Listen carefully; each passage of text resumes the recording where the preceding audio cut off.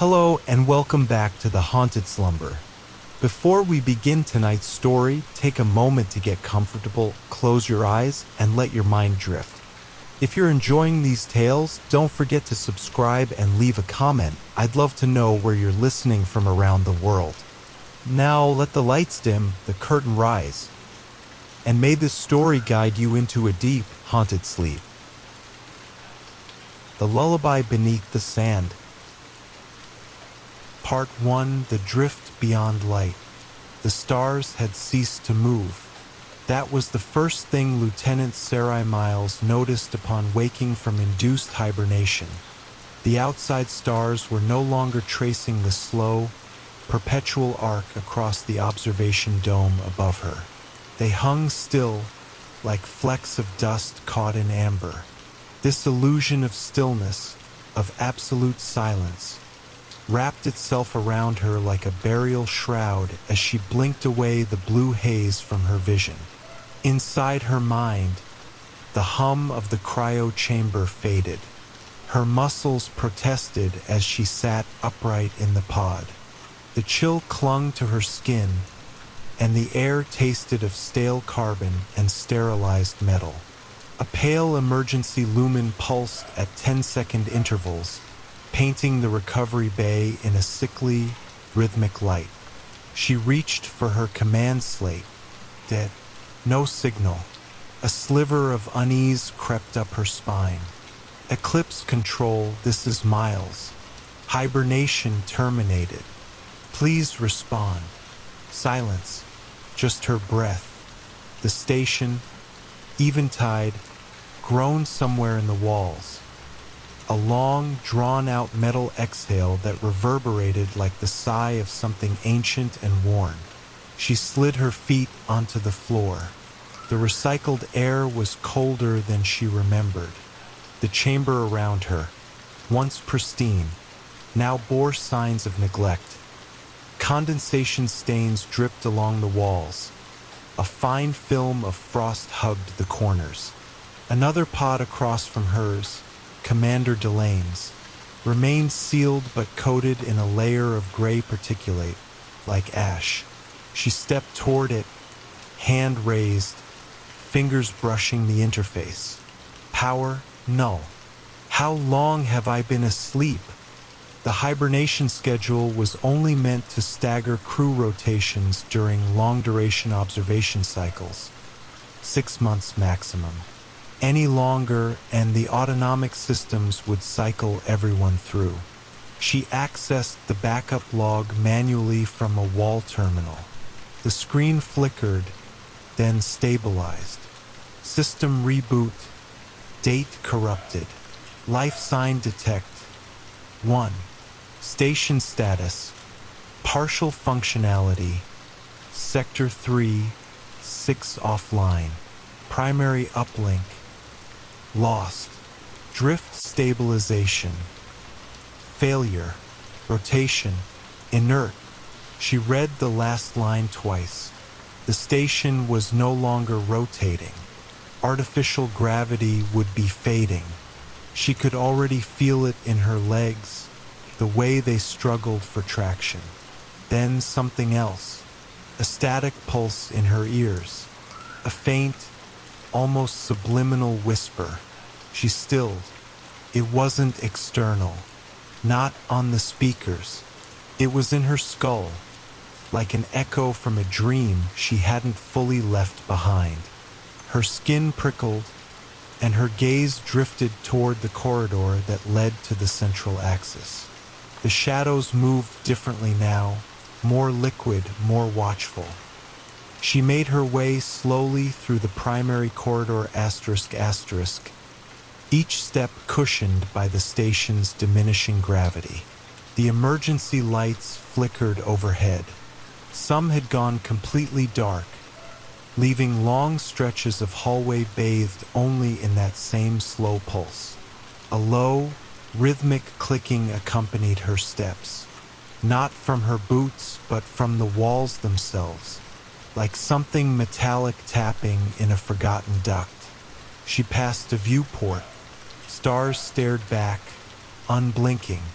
No rotation meant no centrifugal gravity, so what was that slight pull on her feet? More troubling, no planetary body was visible.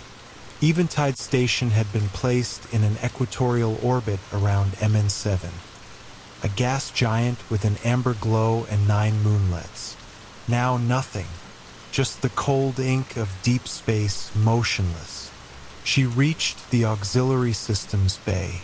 The door slid open reluctantly, revealing disarray inside. Panels had been removed, wiring spilled out like severed veins.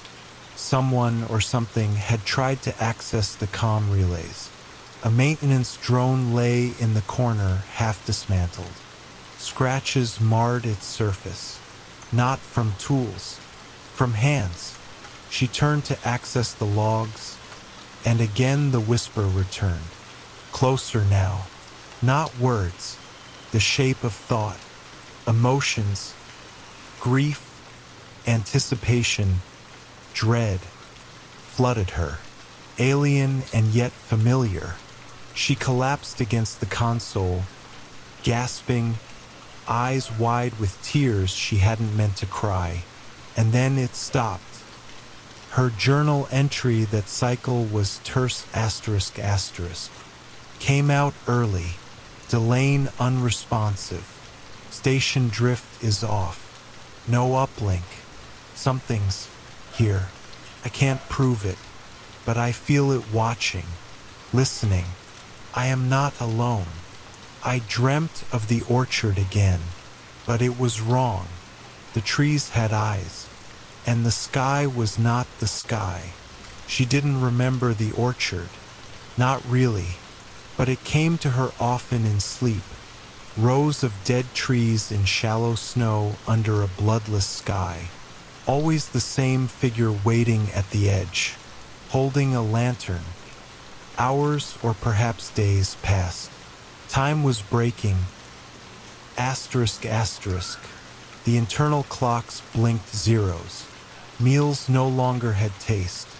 Water was tepid, full of metallic sediment. She kept hearing the voices in the static. Not on open channels, but in the low hum of the ventilation, the buzz of power nodes. Eventually, she heard footsteps. Not hers. They came from Sector 3, the sealed wing, where the incident had occurred before hibernation, and where the official logs had ended in vague phrases: system overload, containment breach, personnel compromised. Miles took a flashlight and a pry bar. Sector 3 had been sealed for a reason, but she had nothing left but questions, and the feeling that something was trying to answer them. The door groaned open, its seal ruptured from within. The hallway beyond was darker, colder. Red stains marked the walls, not splatter but symbols, spirals, interlocked circles, like crop marks carved by unsteady hands. More footsteps. A shadow turned the corner ahead. She raised her light. Nothing, but the air changed. She could smell the burnt ozone, hear the low murmur of a song with no language. The floor under her boots had softened. Organic. She stepped back. Too late. The corridor folded inward. She awoke again in the orchard. ***. This time, the trees whispered, and the figure with the lantern lifted its face. It was her. Eyes gone, mouth sewn shut, a light flickering inside her chest. The wind clawed at the eaves as Clara stood at the base of the dunes, the grains rasping beneath her boots like restless whispers. It had been days since she first arrived at Marrow's End, and though the sun broke through most mornings, bathing the crumbled hamlet in pallid gold, the air refused warmth. It was as though the land had forgotten how to thaw.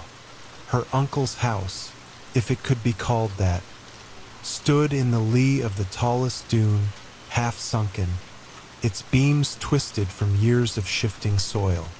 Inside, the scent of salt and dry rot saturated every corner. Clara had scrubbed the floors, tried to open the windows, and even burned sprigs of dried rosemary. But the smell endured, as stubborn and eternal as the lullaby that still crept into her dreams. She hadn't told anyone about it. Not the grocer in the nearby town, not the fisherman who sometimes passed and nodded with sad, knowing eyes. She barely believed it herself.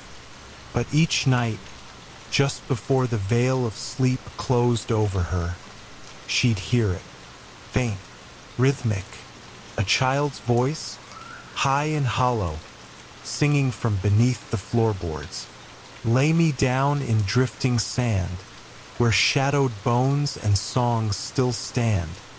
The words turned to air before she could grasp the rest, and though she had scoured the floor beneath her bed, she found nothing but splinters and old dust. One morning, Clara stood before the rusting mirror in the hallway and noticed something strange. Her reflection's eyes, green like her mother's, seemed darker, rimmed in ash. Her skin paled with each passing day, like the life was being slowly drawn from her. Outside, the dunes stirred with a life of their own. She had begun to notice depressions in the sand, as if small feet had paced in circles beneath her window while she slept. Once, after a storm, she saw the glint of something just beneath the surface, glass perhaps or bone, but when she reached for it, the wind howled and buried it again in a shroud of golden grains. Curiosity gave way to obsession. She began to dream vividly. A narrow hallway beneath the earth, candlelit and lined with child-sized doors. At the end of the hallway was a cradle rocking slowly on its own. The lullaby hummed through the silence, and each time she drew closer, the cradle would stop rocking, and she would wake in a cold sweat. In the waking world, she began digging, first behind the shed, where the earth cracked like brittle parchment, then near the abandoned well, where she unearthed a child's shoe wrapped in yellowing cloth, and finally, in the cellar, dark, humid, heavy with breath that wasn't hers, where she discovered a wooden trapdoor hidden beneath the coal bins. The latch was rusted shut, but the lullaby pulsed beneath it, low and slow. Her hands trembled as she pried it open. What lay beneath was not a room, but a shaft stone-walled, spiraling downward into blackness, far deeper than the foundations should allow. Cold air poured up from it in gusts, thick with the scent of brine and something sweeter, something rotting. Clara lit a lantern, tied it to her belt, and descended. The steps were ancient, worn smooth by centuries of use. They narrowed with each turn, until Clara had to hunch and slide sideways to continue. Her lantern swayed, throwing fractured light against walls carved with sigils, unfamiliar shapes that throbbed slightly as if reacting to her breath. The lullaby returned, clearer now. Not a single voice, but many, layered atop each other, their harmonies broken and haunting. Some voices cracked with age. Others still had the lisp of youth. They came from below, drawing her deeper, compelling her like a thread through a needle's eye. After what felt like hours, the staircase opened into a vast underground chamber, an ossuary perhaps, or a forgotten crypt. The walls were embedded with thousands of bones, neatly stacked, all child-sized. In the center of the room stood a sand-covered cradle, identical to the one in her dreams, gently rocking though no breeze stirred. The lullaby stopped, Clara approached the cradle, her heart an iron drum. Inside lay a bundle wrapped in faded linen. She reached out, fingers stiff with fear, and unwrapped it slowly. A doll stared up at her, glass-eyed, its face stained with soil. Beneath the doll, a thin slab of slate bore an inscription. "Return what was buried, lest the dune sings for you." Suddenly, the chamber trembled. Sand began to pour from cracks in the walls, cascading like waterfalls, and the bones in the walls groaned as if sighing awake. Clara clutched the doll to her chest and turned to flee, but the stairway had collapsed, buried under a new dune forming in the chamber itself. She screamed, her voice lost to the shifting air, but the lullaby returned, louder now, as if echoing from every bone around her. And then a new voice joined it, a woman's voice, low, familiar. "Clara, hush now, hush." Her mother. The realization struck like a thunderclap. She remembered now this lullaby was not new. It had been her bedtime song, hummed softly in the night. But her mother had never sung the words, never needed to. The song had always been older, waiting beneath memory like a seed beneath frost. Now it bloomed. In that moment, Clara understood. This was no haunting. It was a calling. She turned back toward the cradle, placed the doll within, and knelt before it as the sand reached her knees. And above, in the quiet house on the dune, the wind fell silent. The moon hung low over the sprawling, frost-laced dunes as the wind picked up, whispering in tongues too ancient for memory. Inside the dome of observation post Theta 9, the silence had grown so profound it pressed in like weight on the skin. The station's long-range instruments clicked occasionally, measuring radiation drifts, wind patterns, or seismic activity, none of which explained the dreams. Dr. Mireia Salas had not slept in 38 hours. Not out of anxiety, though she felt it, or even from fear.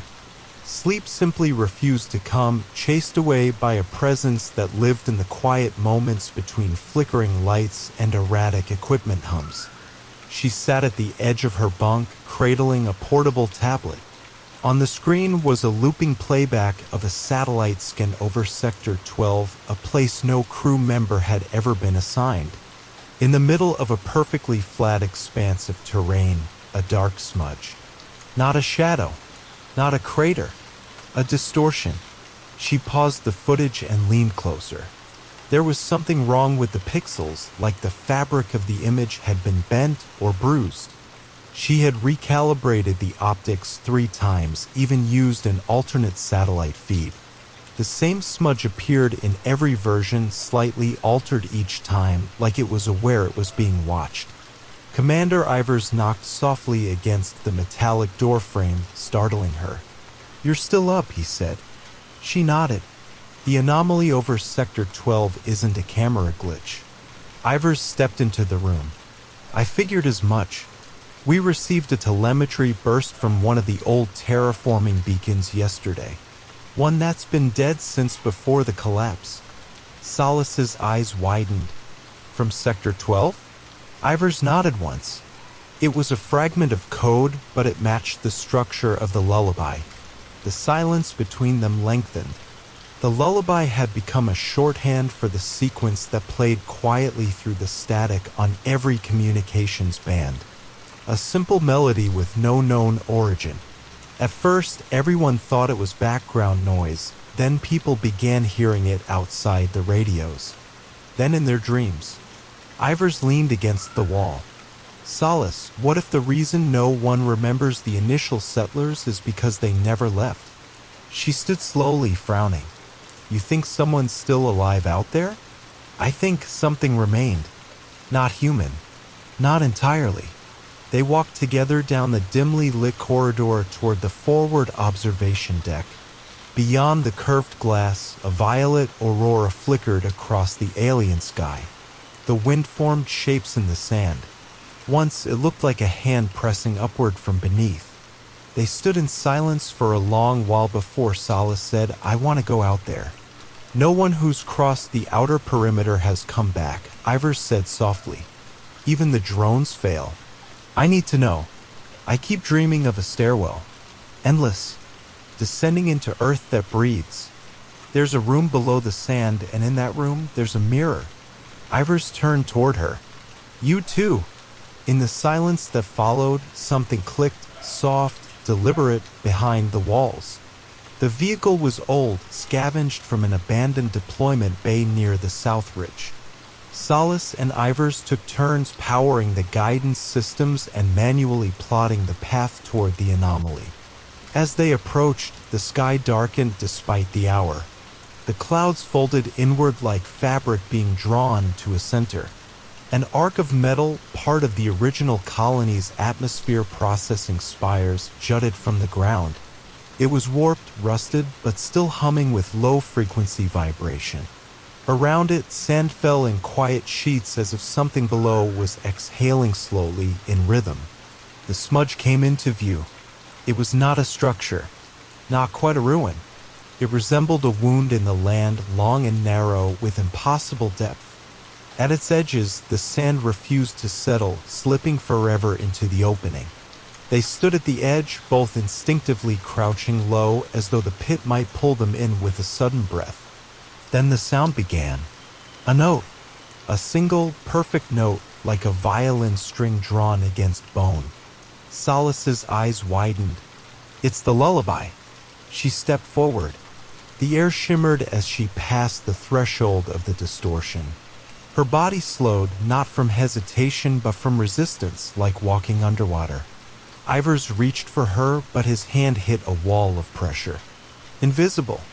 Impenetrable. Solace turned once.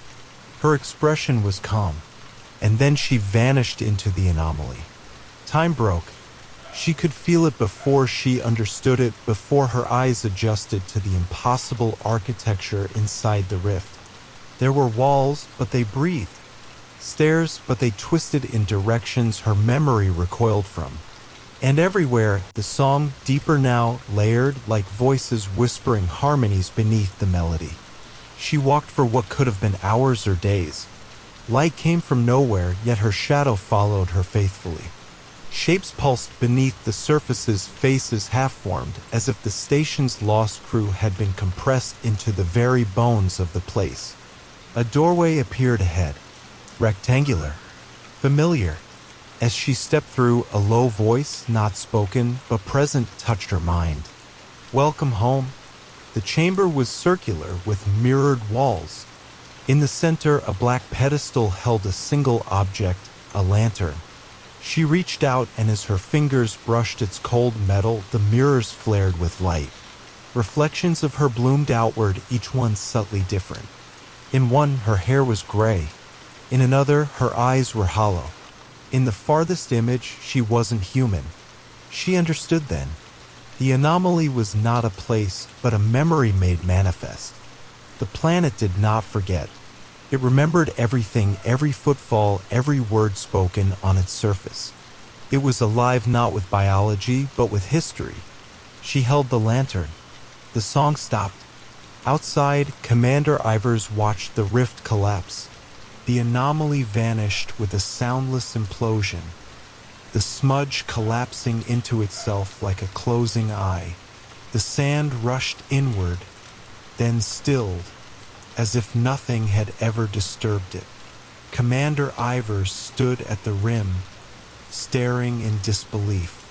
The telemetry feed on his arm module flatlined. Dr. Solace was gone. He didn't know how long he waited. The wind returned eventually, gentle, whispering, but now it carried something new. Not sound, not scent, impression, a residual pressure in the mind, like a thought belonging to someone else trying to settle into his own. He stepped back from the rim. The return journey to Theta 9 felt longer than it should have. He was lightheaded. The world leaned subtly wrong, as though the laws governing its physics had been rewritten while he was away. Twice, he thought he saw something in the dunes. Thin, shimmering figures walking parallel to him at a distance. But they vanished whenever he turned his head. The station's lights were flickering by the time he arrived. Inside, he found chaos. Terminals blank. Walls humming. The crew was gone. Beds unmade. Meals uneaten. Belongings left behind. Every single person vanished, except for one. In the command center, seated calmly in the observation chair, was Dr. Mireia Salas. She turned to him and smiled. Her eyes were wrong, pupilless, matte black like onyx. "I found it," she said softly. "Or it found me." Ivers stepped forward. "What happened to the others?" "They remembered." He looked around. Remembered what? That they were never separate. That we were all born of the same place. This planet, it is not a world. It's a vessel, and it has begun to wake. She stood, and Ivers instinctively stepped back. "Mireia, what are you talking about?" "You heard it too," she said, stepping forward slowly. "The lullaby. It's a broadcast, but also a seed. It lives in the folds of thought, a terraforming of consciousness." She held out her hand. In it was the lantern. Ivers saw that it was not a lantern at all. It pulsed like a heart, and inside it swirled memory, light, and dark matter bound into form. Shapes moved within. Faces, words, histories, futures. "You can resist it," she said, voice distant, "but only until it sings your name." Ivers backed against the wall. "What do you want from me?" "I want you to see." The lantern flared, and then darkness. He awoke in the dunes, alone. The station was gone. So was the anomaly. So was Mireia. All that remained was the empty wind and the hum of the distant aurora. He stood, dazed, and looked out over the endless expanse. The sky rippled faintly, like a curtain disturbed by a breath. Then he heard it, faint, nearly lost on the wind. The lullaby, only this time it wasn't playing for him. It was playing for the sky.